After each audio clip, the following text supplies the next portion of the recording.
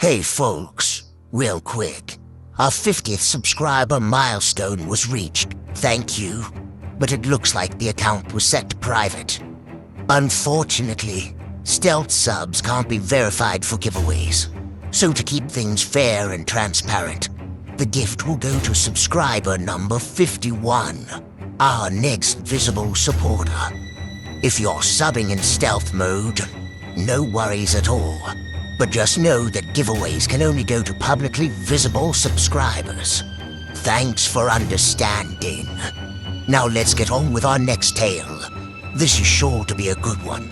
Please like, share, and subscribe if you haven't already.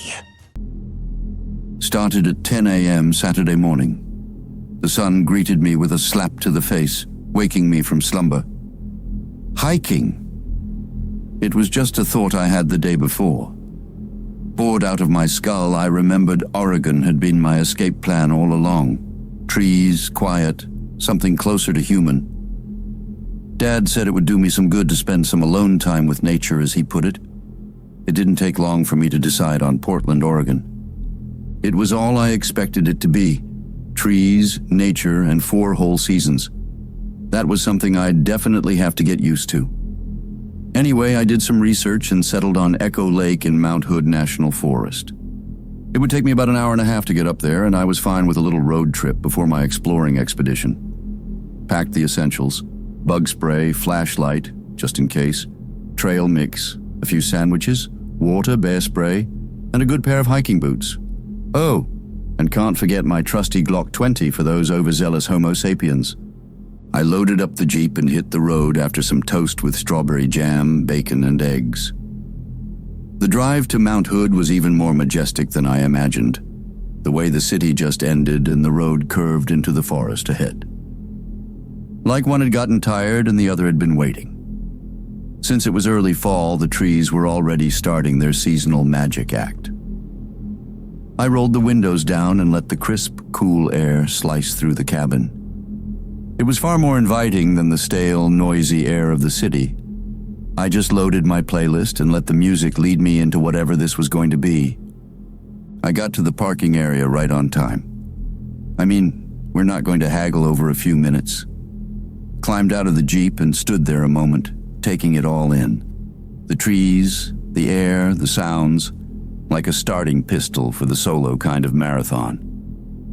I took a few deep breaths, strapped on my pack, tightened my boots, sprayed down with insect repellent, and headed down Trailhead 19. I'd walked trails before, but this one was different in a way that felt like food for the soul. Just the smell of the place, the birds arguing overhead like high-wire performers. I blended into the whole thing easy, just me, my boots, and the occasional rustle of my backpack shifting on my shoulder. The path was narrow but not tight, just wide enough to keep the trees from walking beside you. There were signs nailed into trees along the way, usual stuff. No littering, a trail map with one corner peeled back like someone lost interest halfway through posting it, and a metal tag stamped with the number 19 nailed to one of the posts. It was peaceful. That's the word people always use, right? Peaceful. I'd say it was that and something else. Like the trail, I was glad I showed up. Like it had been holding its breath waiting for me to get there. I don't know. Probably just the bug spray talking. Anyway, I kept walking, just playing my part in whatever quiet symphony the woods had going on. I'd say about 45 minutes in, I came across what looked like a naturally formed archway. Some twisted branches and trees on either side of the path had leaned just right, joined together in a way that, from where I stood, looked like a doorway. Odd, yeah. But nature does that sometimes. You come across something weird and beautiful and just chalk it up to the forest doing its thing. So I walked through it. Nothing changed. Nothing dramatic. Wait, now that I think about it, that's around when I got a weird notification. I mean, hell, getting a signal out here in the woods is strange enough. But that wasn't the weird part. When I pulled my phone out, it said I was connected to a network called CSC. Never heard of it. I tried sending a text to my dad, just a quick, "Hey, all good." But it just spun. No delivery. Tried calling, no ring, just dead silence. Figured maybe it was some new provider that hadn't worked the kinks out yet. I kept going for maybe another 20 minutes, but I hadn't come across the lake that was supposed to be halfway along this trail. I pulled out my map to orient myself. Felt like the sun was interested. I could feel its gaze as it peered over my shoulder, its oppressive heat burning the back of my neck. After staring at that map for a bit, I decided I'd just keep going and hope the lake showed up sooner or later. Before heading off again, I looked up into the sky and saw what looked like a shiny, metallic object. What is that? I'd never seen anything like it before. If I had to guess, I'd say it resembled a flower in the sky, or maybe a stationary satellite. I just shrugged my shoulders and chalked it up to new things. First time hiking out here in Oregon? Maybe that's normal. So onward I continued. It wasn't long before I knew I was lost. Still no lake, and this place was starting to feel weirder the longer I walked. Not in a horror movie way, just wrong in a way I couldn't name. Off by degrees. Exhaustion was setting in. The sun had turned overzealous and was seriously cramping my style. I was frustrated and starting to feel weathered. I took a seat on a log a few feet off the trail and opened my backpack to grab a bite. Maybe food would help me reset. A full stomach has a way of making things seem less dramatic. As I sat eating, I heard voices coming from farther up the trail. Sounded like a group, maybe 3 or 4 people. Couldn't say for sure. I kept eating and waited. Wasn't long before they came around the bend. I know them now as Tim, Jessica, and Kevin, but back then they were just strangers hiking the same trail I was. I stood as they came up the trail. Man, what do I say without looking weird? I remember thinking to myself. I surmised a simple hi would do. Hi. I called out as I stood to my feet, trying to look as normal as I could given the situation. They responded in kind. Tim was the one that greeted me first. Kevin seemed a bit apprehensive, but he mellowed out later. Jessica greeted me as well, but kept her distance. Told them how I was new to the area, and this being my first hike, I had gotten turned around looking for a lake that was along this path. And that is when everything started to unravel.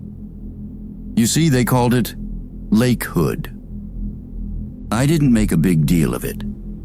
Thought maybe this is what the locals called it, or maybe I remembered it wrong. Anyway, Tim mentioned he was hungry and sat next to me on the log. The others joined him, sitting on the ground across from us. The conversation was like a mixer. People sharing food, getting to know each other, nothing too deep. We talked about how we got into hiking. Tim said he did it to get in shape. Jessica said she'd always loved it. It was something she did with her family as a kid. Kevin said he did it to see nature, though the way he said it made it sound rehearsed. At some point, I asked if they were having trouble with their phones. That's when things got weird again. What do you mean? Kevin asked, looking genuinely confused. Mine's working fine with the new service they have out here finally. You mean CSC, I said. Oh, that's just one of the many cell phone companies, Kevin replied, smiling like it was obvious. The government got tired of people getting lost out here, so they developed a way to fix it. Figured letting people use their phones would help cut down on search and rescue stuff. He explained that the things I'd seen in the sky were cellular pods, government tech meant to provide signal coverage out in the deep woods. I told him I'd tried using it earlier, tried texting my dad, calling him, but nothing worked. Just spun or went silent. Jessica leaned in and asked to see my phone. She turned it over in her hands, then glanced at me. What kind of phone is this? She asked. It looks different. The others leaned closer. Kevin squinted at the screen, then shrugged. Must be a newer model, he said. I haven't seen that one yet. But I knew better. My phone was 2 years old, nothing cutting edge. So either these people were high on peyote, or I was way out of the loop. We'd been talking for a while before we noticed it was getting late. No way we were making it out before dark. Jessica said she'd seen a cabin on the way in. That was good enough for all of us. No back and forth. We packed up and went. Night came in a hurry. One moment the sun was setting, birds singing. We all had our flashlights out going down the trail. After about 30 minutes, we finally came upon the cabin. This wasn't a part of my plan, but sometimes you gotta roll with the punches. The cabin wasn't all that bad. I was surprised that it was in such good condition. As I stood in the doorway, I overheard Tim mention something about their tax dollars paying off, and that it was about time they made use of these old cabins by fixing them up. Jessica chimed in with something about a forest renewal initiative or program. I only got bits and pieces of the conversation, so I wasn't too sure. I picked a corner of the cabin and made myself at home. As I sat in the corner of the room, I guess I dozed off. I must have been way more tired than I realized. I awoke to conversation. Kevin, Tim, and Jessica were still up, spread out over the cabin but talking. I just lay there listening without saying a word. It was like, I don't know, was I dreaming or I was just plumb out of my mind? They talked about all manner of subjects. Jessica mentioned that she was planning a cruise on the Titanic maybe next year. She talked about how they fix it up every year for a special cruise and that it sells out fast. Kevin laughed, telling her good luck with that. I lay there thinking the Titanic sunk. What are they talking about? At some point during the conversation, Tim talked about a friend at work sending him pictures of Atlantis. How it's been 3 years since its discovery and he hasn't been there to see the sights. Oh, he also talked about global connectivity. Something to do with countries around the world working together to build bridges to connect their countries. As I lay there listening to all manner of things, I slipped back into slumber. The next morning, everyone was up. There was no sweet smell of sausage and pancakes to wake us. There was only the sun's rays breaking through the windows. We all gathered up our gear and headed out. But before we stepped off the porch, I couldn't keep it in any longer. I stopped and asked, "What in the Sam hell were y'all talking about last night?" They all just looked at me, like I'd grown a second head. Jessica squinted. "What do you mean?" I told them. "The Titanic sank in 1912, hit an iceberg, over 1,500 dead. Everyone knows that." "What?" Tim shouted. "You sure you're okay?" He held out his hand and asked to see my phone. I was hesitant, but what would it hurt? That's when Tim said, "Open your browser. Just type in Titanic." So I did. And that's when my mind got blown. There on my screen were images of the Titanic dating from 1912, all the way to now. I stood there with my mouth hanging open, unable to speak. Now they were really staring, looked at each other, then back at me. Jessica was the first to say anything. She called me an otherworlder, said it happens now and then, folks slipping through from other versions of the world. Said there's a whole plan in place now, a system for helping people who show up where they don't belong. Kevin just stood there sizing me up like I was an alien. And hell, I guess to them, I was. No. I must have said no 100 times standing there on that porch before Jessica sat me down. She explained that the dimensional doors stay open for 24 to 48 hours after a person passes through, and that if we went back in the direction I came, we should be able to find it. That was all I needed to hear. I took off walking at a fast pace back to the trailhead. Tim, Kevin, and Jessica followed behind me. I remember shouting back to Jessica, "You sure it's still there?" She called out, "Yes, but if you were the first person to come through, we're probably getting close to the end of the window." As we walked, Kevin caught up to me, asked if I was sure I wanted to go back, said I could stay if I wanted to. Talked about the government having programs now for folks like me. I thought about it for a minute or two, but the moment my father's face came to mind, that settled it. The whole walk, I kept pulling up things on my phone, stuff that was different between our worlds. Tim, Jessica, and Kevin were like kids at a science fair, amazed just to be walking beside an actual otherworlder. As we walked, Jessica asked if I had any idea of where I came through. I told her I am pretty sure I do. It was a no-brainer. It had to be that arch I came through along the trailhead. Inside, I was praying that it would still be there. Each step I took felt heavier than the last as we walked along at a fast pace. After about 45 minutes, I could see it a few feet ahead. We all stopped in our tracks. "Wow, that has to be it," Tim said in amazement. He was right. There it stood a few feet in front of me. They began stepping backwards as I stepped forward towards the arch I had come through yesterday. I stopped short and looked back before stepping through. There they stood looking at me, waving like I was about to board a cruise ship. I quickly waved back, turned, and went through the arch. Nothing felt all that different as I went through, but once I looked back, they were gone. The path was clear. I immediately headed to my Jeep. I stepped out of the tree line, gravel crunching beneath my boots as I made my way back to the trailhead. My Jeep was still there, right where I left it. But the lot was full now. Dozens of vehicles lined the edge of the woods. A few news vans, sheriff SUVs, a folding table set up under a pop-up tent. People were milling around, some pacing, some sitting with their heads in their hands, others speaking quietly into radios. Something was wrong. My watch buzzed on my wrist. I glanced down at it. The time blinked, updated, and settled into place. Wait, that couldn't be right. I pulled out my phone. The CSC was gone as the signal bars jumped to life.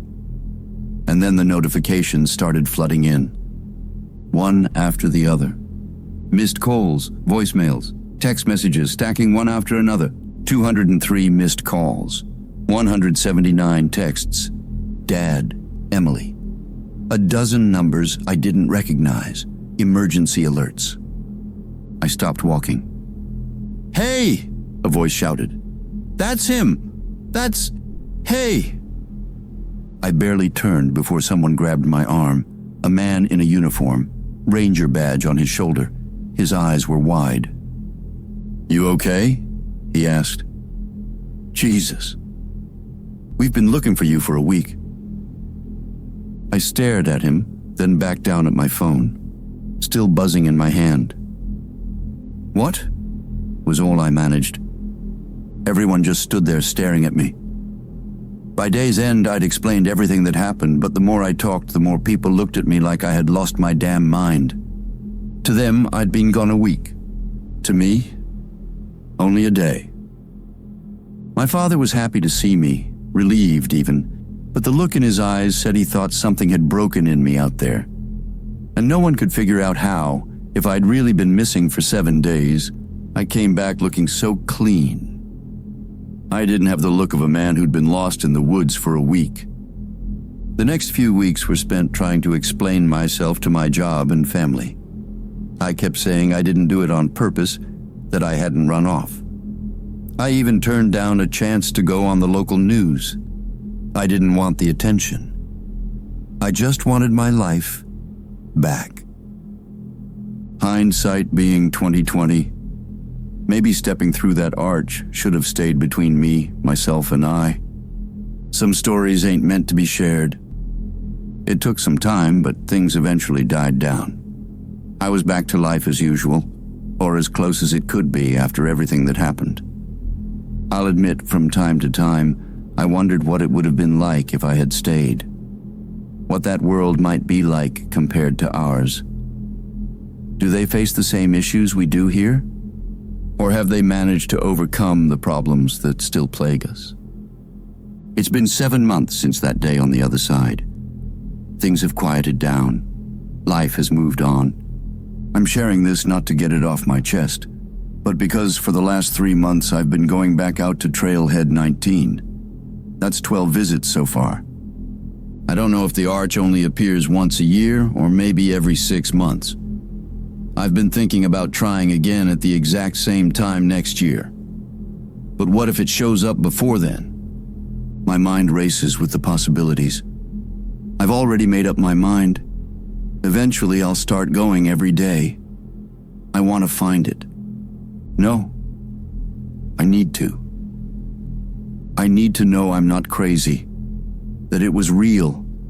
Because even now, in the back of my mind, it scratches at my existence. And I can say this much with certainty. If I find it again, I'm not coming back this time. It seems our otherworlder is itching for another trip to the other side. But tell me, if this happened to you, would you really want to go back? Let me know in the comments below. If you enjoyed this tale, give it a like and subscribe for more original stories from tales of the supernatural and unknown. Next week, we return with part 3 of Inheritance. Bloodlines. You won't want to miss it. Until then, if you ever find yourself lost along your travels, let our light be your guide.